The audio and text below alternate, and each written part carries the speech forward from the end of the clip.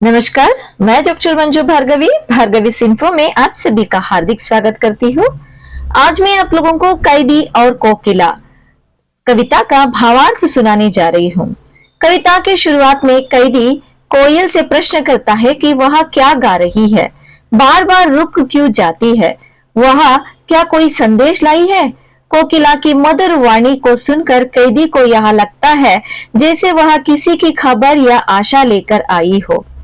कैदी बताता है कि वह ऊंची ऊंची काली दीवारों से घिरे एक अंधेरे कारागार में है, जहां उसके साथ डाकू, चोर और अपराधी बंदी है। वहां ना तो ठीक से खाने को मिलता है, ना ही मरने की अनुमति। एक यातना पूर्ण जीवन जीना उसकी नियति बन चुका है। उसका जीवन निरंतर पहरे में है। वह पूछता है कि यह कैसा शासन है, यह व्यवस्था है या घना अंधकार। वह कहता है कि शीतल चांदनी भी निराश होकर चली गई है और रात में भी काली हो गई है।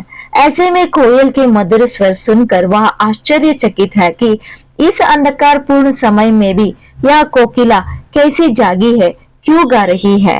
कैदी को कोकिला की आवाज में कोई पीड़ा, कोई हुक महसूस होती है। वह कोकिला से पूछता है कि उसकी वाणी में यह वेदना क्यों है।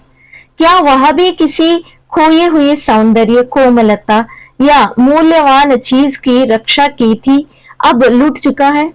कैदी कहता है कि जेल में बंद लोग तो सो रहे हैं, लेकिन यह जो आवाजें हैं, ये या तो मन की व्यथा है या फिर रात में बूटों की धमक, पहरेदारों की आवाजें और लोहे के दरवाजों की गूंज, यह सब मिलाकर एक दुर्भरा वातावरण बना रहे हैं। यह हर रात जैसे गिनती बनकर रह गई है, बस 1, 2, 3, 4 जैसे हर क्षण का हिसाब हो रहा हो, मानो पूरी रात सजा बन गई हो। वह कहता है कि जब उसकी आंखें आंसुओं से भरी है और उसका हृदय दुख से बेसुरा है, तब ऐसी कोमल, मधुर और स्वतंत्र ध्वनि लेकर कोकिल क्यों आ गई। यह क्या कोकिल के लिए उपयुक्त समय है गाने का। कैदी को आश्चर्य होता है कि कोयल अर्धरात्रि में चीख क्यों रही है। वह उससे पूछता है कि क्या उसने किसी भयावह अग्नि की लपेटें देखी है। वह कोयल की बेचैन, तीव्र और व्याकुल आवाज को सुनकर आशंकित है। वह सोचता है कि क्या कोकिल अपनी मधुरता से इस कारागार की कठोरता को टकने आई है। क्या वह अपने दावों पर मृत्यु बरसाने आई है, जिन्हें जेल के जीवन ने दिया है। क्या वह हवा, पेड़ पौधों और दीवारों को चीर कर हठपूर्वक अपनी स्वतंत्र आवाज को इन बंधनों के बीच पहुंचाई गई है। क्या वह इन कैदी की दुखी आंखों से आंसू लेने आई है, या फिर आसमान में टिमाटिमाते आशा के दीपों को बुझाने का इरादा लेकर आई है। कैदी अंत में पूछता है कि जो लोग अंधकार के सहारे जागकर इस बंधन को बनाए रखते हैं, उन जेलर, पहरेदारों या शासकों की शोभा क्या तुझे अच्छी लगती है कोकिला। कैदी आश्चर्य से कोयल से पूछता है कि जो कोयल सूर्य की किरणों से खेलती है, पूरे संसार को रोज सुबह जगाती है, वह अब अर्धरात्रि में क्यों आई है, सबको जगाने। क्यों इस अंधेरे समय में उसकी मधुर पुकार सुनाई दे रही है। वह कहता है कि वह जानता है कोकिल की मधुरता कैसी है। वह सूर्य की किरणों पर दुखों के आंसू सुखाती है, विंध्य पर्वतों के झरनों में मोती बिखरती है, ऊंचाई को प्राप्त करने वाले वनों को अपनी स्वर संगीत से सशक्त बनाती है और ब्रह्मांड को हिला देने वाली तेज हवाओं के बीच भी उसका मधुर गायन गूंजता है। कैदी कहता है कि उसने कोयल के इन सुंदर गीतों को प्रकाश में, स्वतंत्रता में, सौंदर्य में देखा है और उसकी छवि उसके मन में सजी हुई है। कैदी को आश्चर्य है कि कोकिल, जो आमतौर पर प्रसन्नता और सुंदरता की प्रतीक मानी जाती है, अब उसके दुखों को और गहरा क्यों कर रही है। वह उससे पूछता है, क्या तुम जानबूझकर या अनजाने में अंधकार पर अपनी उलझी मधुर तानों से आघात कर रही हो। वह कहता है, क्या तुम नहीं देख सकती इन लोहे की जंजीरों को, ये हथकड़ियों जो अब जैसे ब्रिटिश राज का गहना बन चुकी है।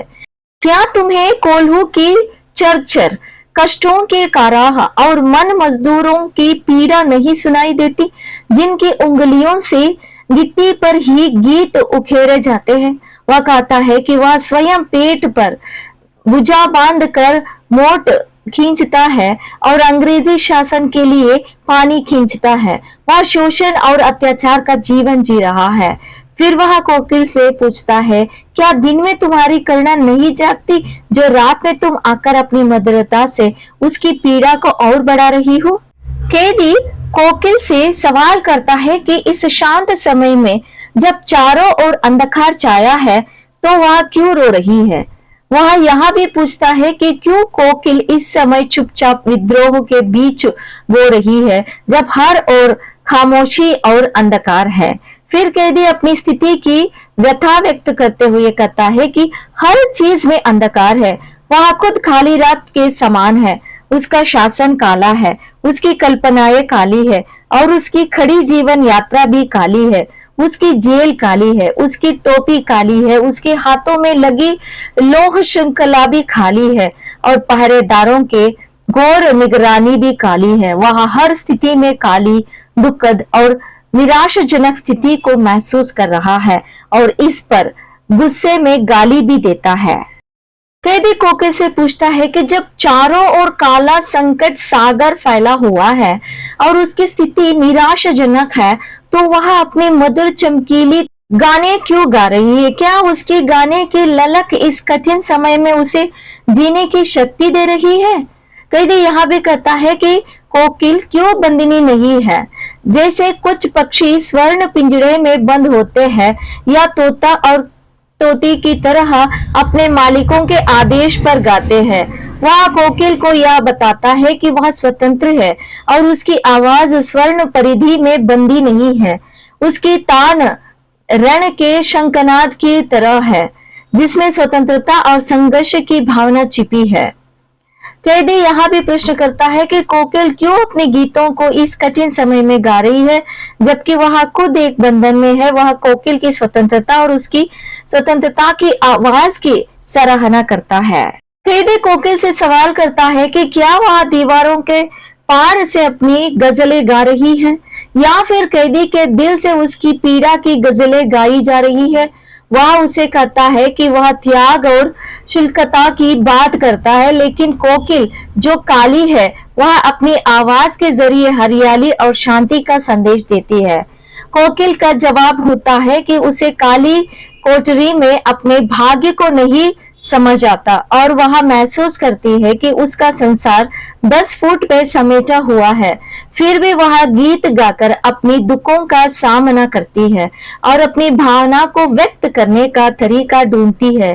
कोकिल यह कहती है कि वह अपनी हालत में भी रणभेरी बजा रही है, जो संघर्ष और बलिदान की भावना को दर्शाती है।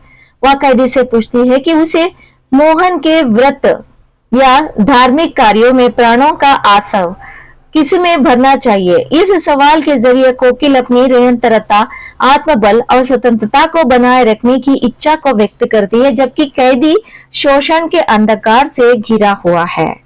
कैदी कोकिल से पूछता है कि वह फिर से गाना क्यों गा रही है, क्या उसके गाने की ध्वनि कभी बंद नहीं होती।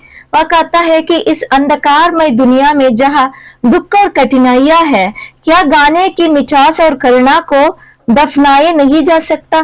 कैदी यह भी सवाल करता है कि बंदियों का क्या होगा, जो रातों को सोते समय अपने पुराने स्मृतियों और आंसुओं में बहे रहते हैं। वह खड़ा सवाल उठाता है कि जब वे कठोर सींच में बंधे हुए हैं, तो कोकिल अपने गीतों से उनके लिए क्या कर सकती है। क्या उसकी आवाज इन बंदियों के गहरे दर्द और दुखों को पूछ पाएगी। वहां यह कहता है कि क्या कोकिल का रोदन उन बंदियों की निस्तब्धता को तोड़ेगा और क्या सुबह होते ही वह उसके संसार को उल्टे पुल्टे कर देगा और उन्हें उनके असहाय जीवन से बाहर निकाल पाएगा। यहीं पर भावार्थ की समाप्ति होती है। धन्यवाद।